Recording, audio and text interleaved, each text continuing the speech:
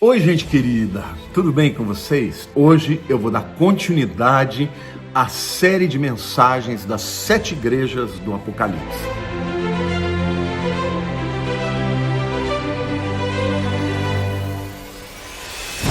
Mas antes de eu falar propriamente da mensagem, eu queria compartilhar algumas coisas com vocês. Bom, em primeiro lugar, eu quero dizer que muitas vezes o YouTube ele não envia as notificações mesmo para as pessoas que já clicaram no sininho e já estão inscritas no meu canal. Então, a dica aqui é, todos os dias eu posto uma mensagem. Então, se você não recebeu notificação, vai lá no canal e verifique qual é a mensagem do dia, tá bom? Se você ainda não se inscreveu, eu te peço que se inscreva e compartilhe as mensagens, porque é através desse veículo que a gente está alcançando o mundo inteiro. Tá bom? Deus te abençoe e se prepare e abra o teu coração, porque Deus vai falar muito com você. Hoje nós vamos falar sobre a igreja de Éfeso, é a primeira das 7 igrejas do Apocalipse. E nós vamos ler lá em Apocalipse capítulo 2, os versículos 1 a 7, e eu vou ler com vocês. Ao anjo da igreja em Éfeso escreve: estas coisas diz aquele que conserva na mão direita as 7 estrelas e que anda no meio dos 7 candeeiros de ouro.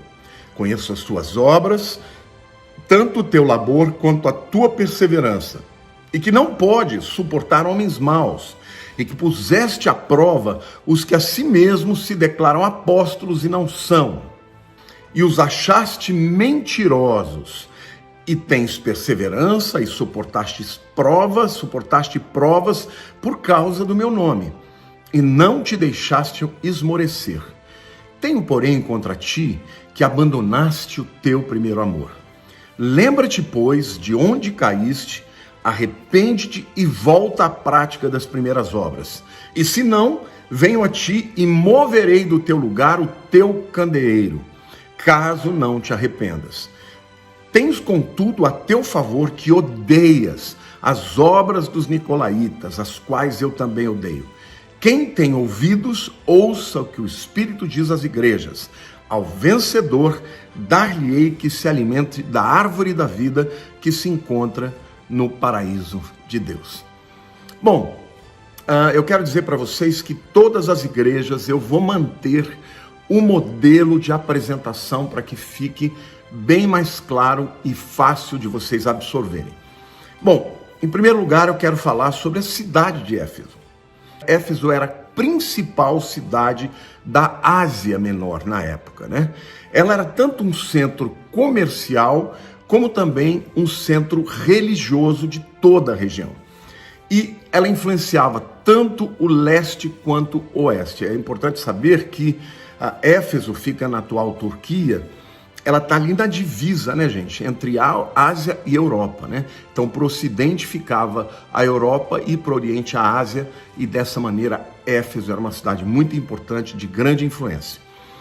Na cidade de Éfeso tinha o templo de Diana, e esse templo que havia lá em Éfeso era considerado uma das 7 maravilhas do mundo antigo, sendo o maior templo grego que já existiu, tá? Que já foi construído, mesmo não estando na Grécia, né? Estava ali na Turquia, na época era chamada de Anatólia, né? Esse templo, ele tinha 140 metros de comprimento por 80 metros de largura. Enorme o templo, gente.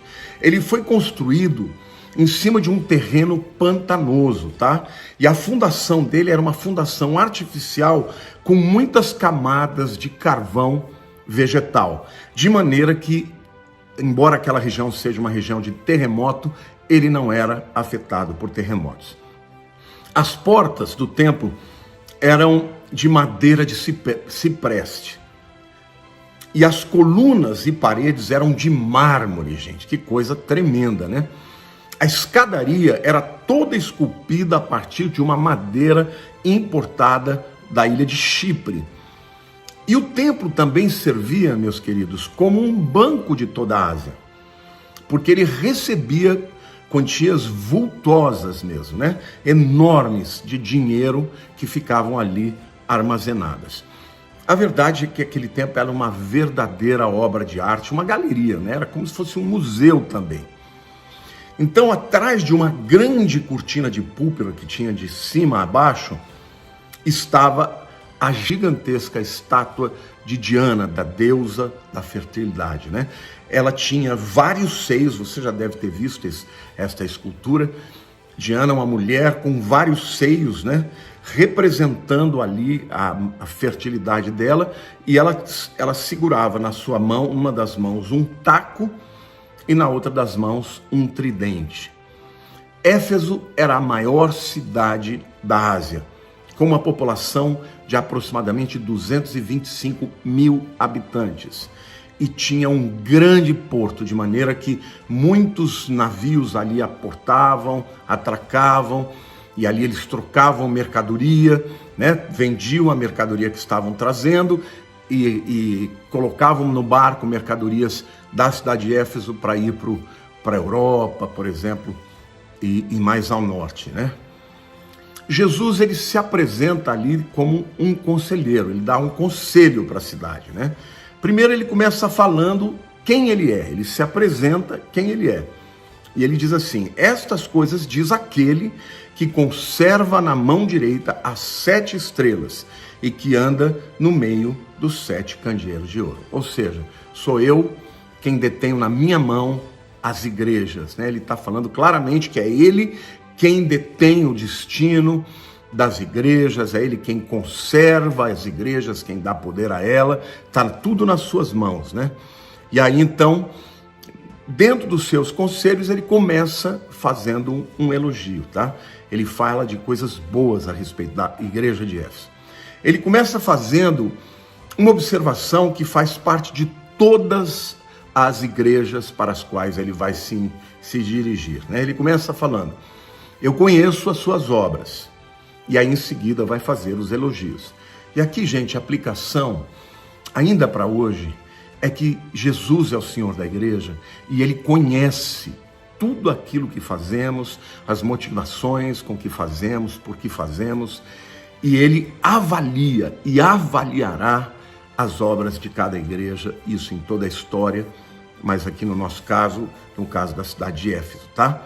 Então, ele elogia o fato de Éfeso ser uma cidade e uma igreja evangelística. Ele diz assim: conheço as tuas obras, tanto o teu labor como a tua perseverança. Aqui está falando da igreja primitiva, tá? Esta igreja é a igreja que compreende os anos de aproximadamente o ano 33 até o ano 100. Então, desde que a igreja nasceu em Pentecostes até o final do 1º século depois de Cristo. Então ele fala: vocês são operantes, vocês estão fazendo a obra, estão levando a minha palavra, e eu gosto disso. Parabéns por isso, também pela tua perseverança, tá? Em seguida ele diz assim: olha, vocês são uma igreja perseverante e paciente, tá? E constante, porque a palavra perseverança no grego hipomoné significa paciente, significa alguém que permanece firme por um longo tempo, então constante. Também era uma igreja que se santificava. E o texto diz assim: eu conheço as tuas obras e que não podes suportar homens maus, e que puseste à prova os que a si mesmos se declaram apóstolos e não são, e os achaste mentirosos. Tá? A igreja primitiva começou a florescer. Nesse tempo já tinha muitas igrejas, tá? Nesse período as igrejas foram multiplicadas, tanto pela pregação de Paulo como dos demais apóstolos, e tinha por volta de umas 100 igrejas, mas Jesus escolhe 7 igrejas específicas para usá-las como exemplo, e no caso da igreja de Éfeso, ele elogia o fato de que eles não suportavam os homens maus, né? Homens que não eram santificados, que desviavam da palavra, e eles puseram à prova aqueles que se diziam apóstolos, mas não eram, e porque eram mentirosos. Eles também foram elogiados por ser uma igreja que suportou perseguição, tá? E o texto diz: e tens perseverança e suportaste provas por causa do meu nome, e não te deixaste esmorecer. Porque você sabe que o evangelho começou a ser pregado, mas houve uma grande resistência por parte dos judeus, e quando o evangelho veio a perseguição, que o evangelho começou a se expandir, a perseguição também existia por parte dos gentios, porque muitas vezes a igreja denunciava, né, a maneira errada com que viviam. Então aqui eu vejo Jesus parabenizando a igreja quando ela persevera na fé, na santidade, na palavra, a despeito, né, do ambiente no qual ela está inserida. Hoje no Brasil, nós vivemos num tempo de muita facilidade, as pessoas podem pregar à vontade, e quando existe uma perseguição, a perseguição é tão tênue, gente, que as pessoas não podem nem reclamar, tá? Agora, Jesus elogia isso na igreja de Éfeso. Jesus também elogia o fato de que esta era uma igreja contrária àquela visão, né, da separação entre os chamados e os leigos, entre o clero e os leigos, tá?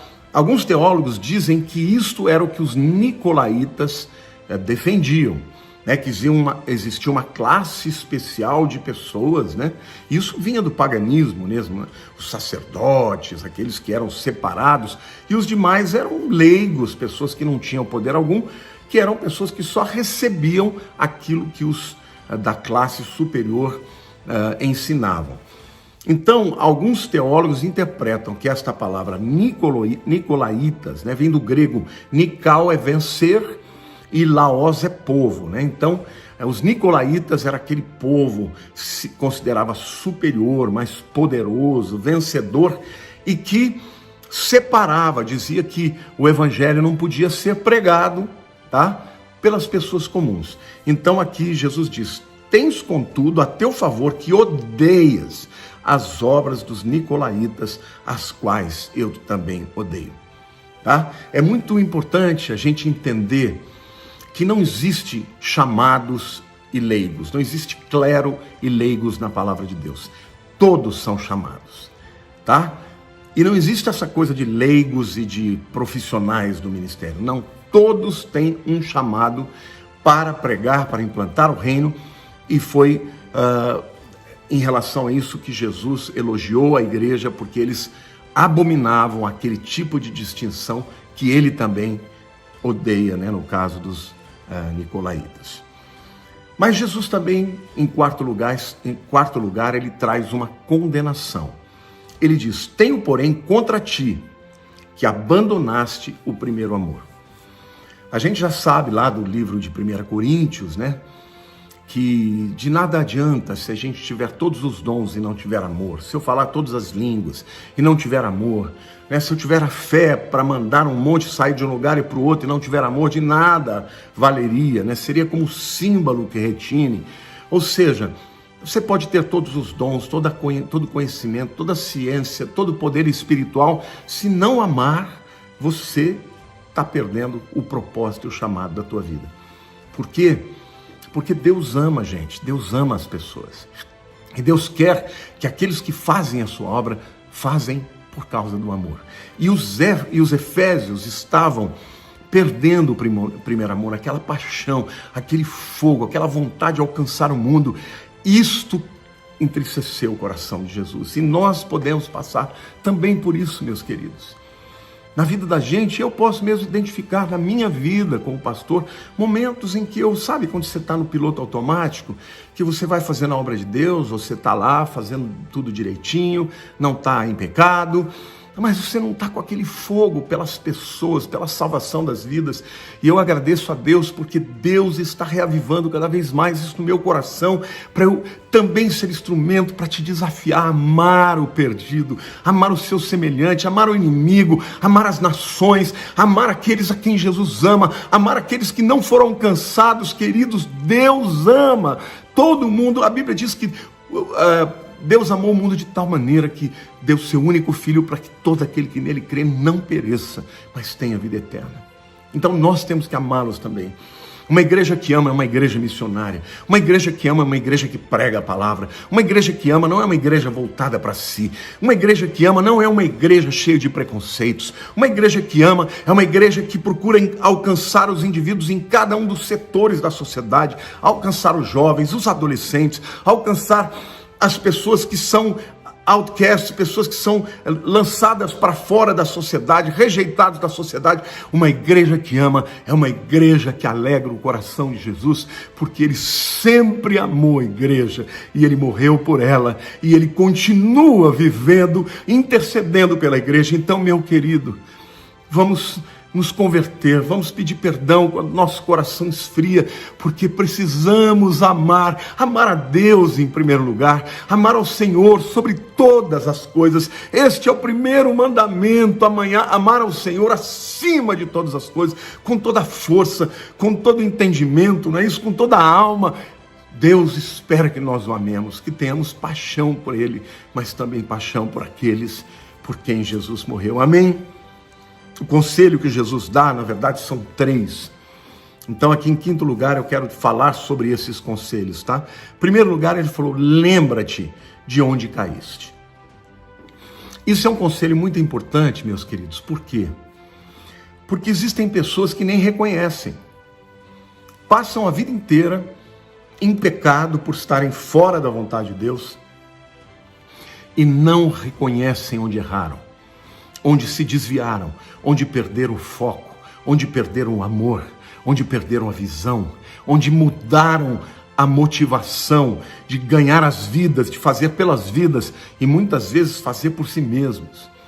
Esse é um grande perigo em igrejas onde não existe perseguição, onde a facilidade existe, onde as igrejas prosperam. Se você que é um pastor, se você que é um líder, não perceber aonde você está se desviando, onde a glória de Jesus, a glória para Deus deixa de ser o teu foco e você começa a ter foco de ter poder, de ter, mais pessoas debaixo da tua autoridade, quando o foco começa a ser você e o seu ministério e não a Deus, e não a cruz de Cristo, e não as pessoas pelas quais Jesus morreu, aí você começa a desviar. E aqui a palavra de Jesus, ele nunca vai disciplinar antes de exortar. Ele está dizendo, lembra-te de onde caíste.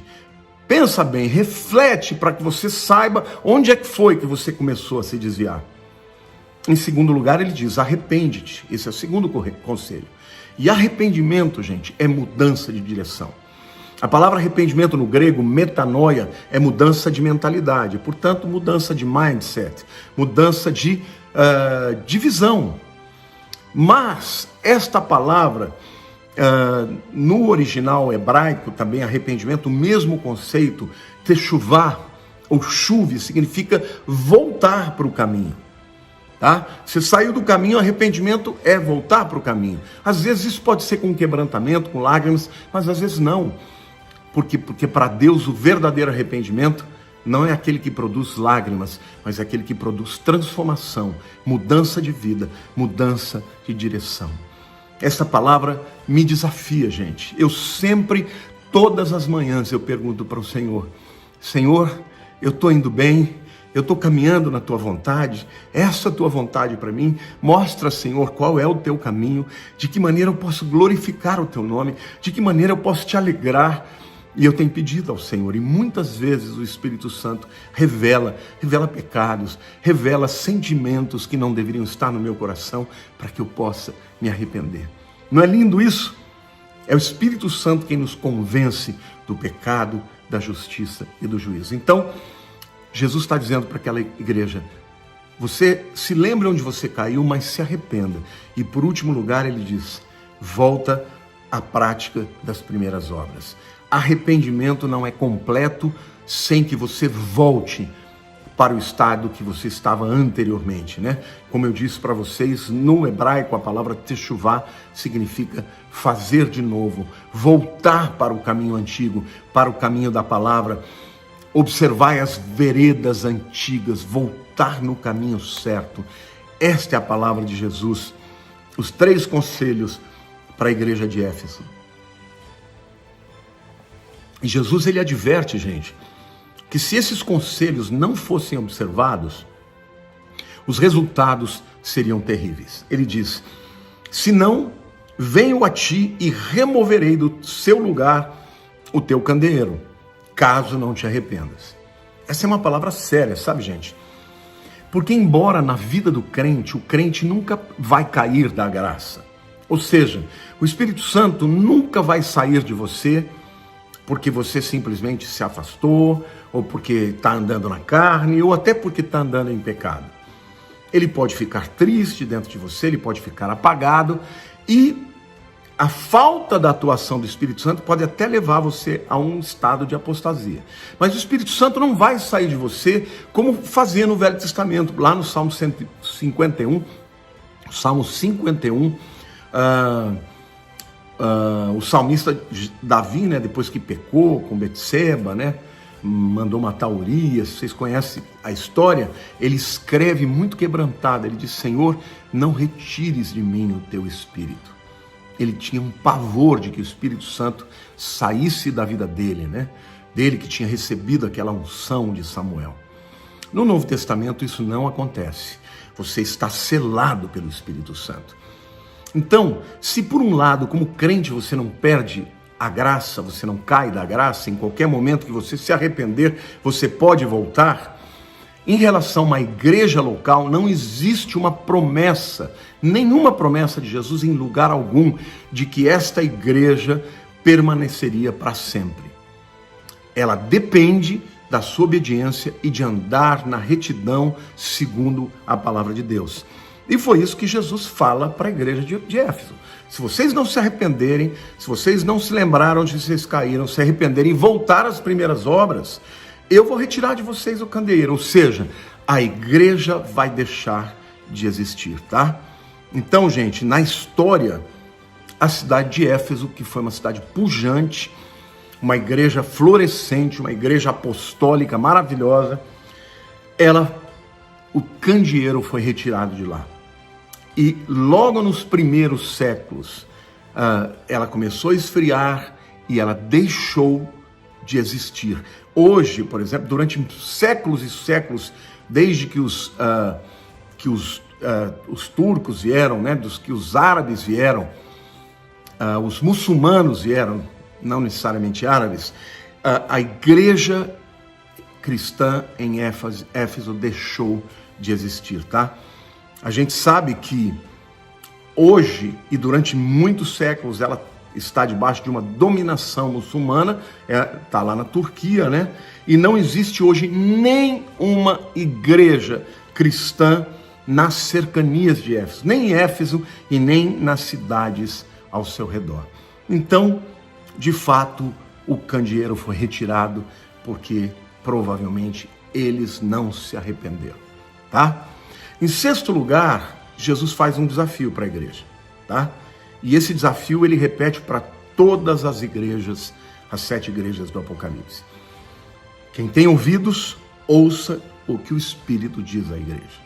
Ou seja, o principal agente que produz o arrependimento, que nos traz de volta para o caminho, é o Espírito Santo. Então, querido, você que é pastor, talvez você não seja pastor, é só um cristão, você precisa do Espírito Santo para dirigir a tua vida. A Bíblia diz: andai no Espírito e não satisfareis as concupiscências da carne. Quando o Espírito Santo deixa de falar conosco, quando nós deixamos de ouvi-lo, tá? Eu acredito que ele nunca deixa de falar, mas às vezes nós vamos apagando o Espírito, nós vamos, né, entristecendo o Espírito, a voz dele vai sendo cada vez menos ouvida por nós. Então, quem tem ouvidos, ouça o que o Espírito diz às igrejas. Quando nós ouvimos o que o Espírito diz, nós nos arrependemos dos nossos pecados, nós olhamos para onde caímos, nós nos arrependemos e voltamos às primeiras obras. E aí, ele traz a seguinte palavra: ao vencedor, dar-lhe-ei que se alimente da árvore da vida, que se encontra no paraíso de Deus. Que lindo, não é isso? Ele dá uma definição e o modo de vencer aqui, quando ele fala, na verdade, sobre a vitória, mas o próprio apóstolo João, nas suas cartas, ele revela como é que o crente vive uma vida de vitória. Lá em 1 João capítulo 5, versículos 4 e 5, ele diz assim: porque todo que é nascido de Deus vence o mundo, e esta é a vitória que vence o mundo, a nossa fé. Quem é o que vence o mundo, senão aquele que crê ser Jesus, o Filho de Deus? Ou seja, como você vence o mundo? Como você vence o sistema do mundo? O sistema ideológico, filosófico, religioso? Como você vence o ateísmo? Como você vence aqueles que se levantam contra nós? Não é no bate-boca. Sabe, eu vejo às vezes a igreja batendo boca com as pessoas que nem crentes são. Não. Jesus promete, através aqui do seu apóstolo, o apóstolo João, que a vitória que vence o mundo é a nossa fé. A fé de que Jesus Cristo é o Filho de Deus. Então, queridos, quando ele mostra que o vencedor receberá, o privilégio de poder se alimentar da árvore da vida, ele mesmo, João, na primeira carta, no capítulo 5, verso 4, 5, ele nos ensina que este acesso à árvore da vida é pela fé em Jesus Cristo, o Filho de Deus. Então, se você, meu querido, ainda não confessou Jesus como seu Salvador, sabe, não importa qual seja a sua religião, porque não é o nome da sua religião que vai te salvar. Você pode ser batista e não ser salvo, você pode ser católico e não ser salvo, você pode ser presbiteriano e não ser salvo, porque a salvação vem pela fé em Jesus Cristo como único caminho, como única verdade, como a vida. É isso que a Bíblia diz. Jesus falou: eu sou o caminho, a verdade, a vida. Ninguém vem ao Pai senão por mim. Então, meu querido, meu amado, você está tendo hoje o privilégio de ouvir esta palavra. Existem milhares e milhões de pessoas no mundo que não ouvem essa palavra porque é proibido. Se você ainda não entregou a vida para Jesus, abre o teu coração. Porque a palavra diz: ao vencedor, dar-lhe-ei que se alimente da árvore da vida que se encontra no paraíso de Deus. Isso significa que você vai estar no paraíso. Você vai estar na presença do Rei dos Reis. Aleluia! Então, meu querido, agora como é que a gente vence? Vence crendo. Crendo que Jesus é o Salvador, crendo que Jesus é o Senhor, crendo que Jesus é o único Salvador, o Filho de Deus. E que Ele, Jesus, vence o mundo. Quando nós cremos nisso, nós vamos ser instrumentos de vitória. O mundo não vai resistir, Satanás não vai resistir. Queridos, Jesus prometeu: as portas do inferno não prevalecerão contra a minha igreja. Jesus prometeu que a igreja avançaria, e a igreja está avançando hoje, gente. Está avançando em todas as nações do mundo, o evangelho está indo. As igrejas verdadeiras estão sendo chamadas para esta última hora de pregar o evangelho. Então, querido, saia das quatro paredes, saia dessa visão pequena dos seus negocinhos, da sua igreja, das suas ovelhas. As suas ovelhas são o mundo. Deus deu algumas ovelhas presenciais para você, claro, mas você tem um mundo para ganhar, para discipular, para preparar para a vinda de Jesus, amém? Então, não deixe de ter o primeiro amor, o amor pelo Senhor, o amor que gera obediência, mas o amor pelas pessoas perdidas, por aqueles que estão amarrados pelo diabo, por aqueles que estão nas trevas, e nós vamos levar a luz do Evangelho de Cristo com a imagem de Deus. Nós vamos enfrentar o diabo, porque a Bíblia diz: o Deus deste século cegou os entendimentos dos incrédulos, para que não lhes resplandeça a luz do Evangelho de Cristo com a imagem de Deus. O Satanás cegou, mas nós vamos iluminar, a luz vence as trevas, nós vamos amar ao Senhor, nós vamos glorificar ao Senhor, nós vamos pregar a sua palavra. Então, meu querido, você que está me ouvindo, Deus está te chamando. Às vezes você está olhando para as suas mazelas, para os seus problemas, e você fala: ai, por que Deus não me ama? Deus te ama, Ele já deu melhor, Jesus já morreu por você. Então, levanta, meu querido, deixa o Espírito Santo queimar o teu coração com a paixão pelo Senhor e pela pregação do Evangelho. Oh, aleluia, glória a Deus, aleluia. E eu quero terminar esta palavra, gente, dizendo para vocês que esta igreja, a igreja de Éfeso, uma igreja muito abençoada, uma igreja que andava na palavra, que só teve de fato uma reprimenda, que estava abandonando o primeiro amor. Esta igreja é a igreja apostólica, a igreja que começou no ano 33 com o Pentecostes e foi até o ano 100, aproximadamente, quando o apóstolo João escreveu a carta do Apocalipse, tá? Esse período compreende também o período em que todo o Novo Testamento foi escrito. Que coisa linda, né? Uma igreja que tinha todos os milagres, os dons, a palavra de Deus foi sendo revelada, o Novo Testamento. Esse período também foi o período em que a igreja tentou evangelizar o mundo romano inteiro. Praticamente a Ásia Menor inteira foi evangelizada.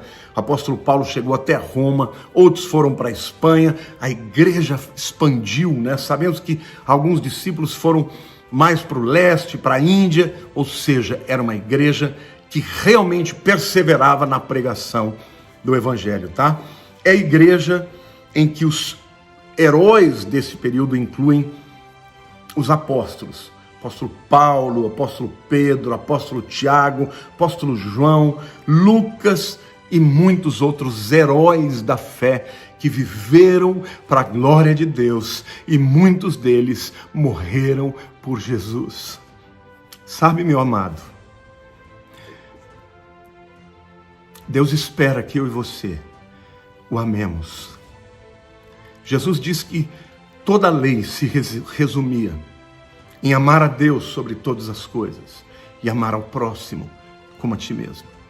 Isso significa que se eu amo a Deus sobre todas as coisas, eu vou obedecer a sua palavra. Isso significa que se eu amo o meu próximo como a mim mesmo, eu não vou ficar tentando me proteger, eu vou até ele. Eu vou estender a minha mão, eu vou lutar por ele. Então, meus queridos, hoje nós vivemos num período em que a igreja é morna. Mas mesmo nesse período de mornidão em que Jesus diz, porventura, quando o Filho do Homem vier, achará fé na terra, nesse período em que a Bíblia diz que o amor de muitos se esfriará, a palavra de Deus e o Espírito está falando agora com você. Não permitas que o amor de Deus na tua vida esfrie, que você se torne vaidoso, que você se torne autossuficiente. Igreja, nós não fomos chamados para levantar bandeiras humanas, nós fomos chamados para proclamar o Evangelho do nosso Senhor e do nosso Salvador Jesus Cristo. A cruz é a nossa bandeira, é o nosso lema, a cruz é o legado que nós temos que deixar nesse mundo. E enquanto estamos aqui, vamos falar a tempo e fora de tempo, pregar a mensagem do Evangelho. O apóstolo Paulo entendeu isso. Ele dizia, eu fico em dúvida porque eu desejaria muito morrer, de estar com o Senhor, porque é incomparavelmente melhor. Mas por causa de vocês, eu fico dividido. Porque eu quero também estar aqui, compartilhando meus dons para abençoar a vida de vocês. Agora eu quero terminar essa palavra dizendo para você, querido, Satanás quer que você fique amarrado, fique, olhando para o seu passado, para as mazelas, para as feridas, para os seus traumas. Ele quer que você fique assim, inoperante. Mas o Espírito Santo de Deus, se você já creu em Jesus, o Espírito Santo de Deus é o poder de Deus, é o próprio Deus dentro de você. Ele te liberta e Ele te dá dons para que você seja uma bênção neste mundo. Amém? Então, deixa para lá as dores, as feridas. Ame a Deus, obedeça a Deus, faça a obra de Deus, porque Jesus está voltando. Amém? Que o Senhor possa te abençoar. Eu espero que essa palavra tenha sido uma palavra muito importante para você. E o meu pedido, compartilhe, porque eu sei que esta palavra vai quebrar os grilhões de muita gente. Amém? O Senhor Jesus te ama, eu também te amo. E muito obrigado pela honra que você me dá de estar sempre ouvindo as minhas palavras e compartilhando. Em nome de Jesus, Deus te abençoe.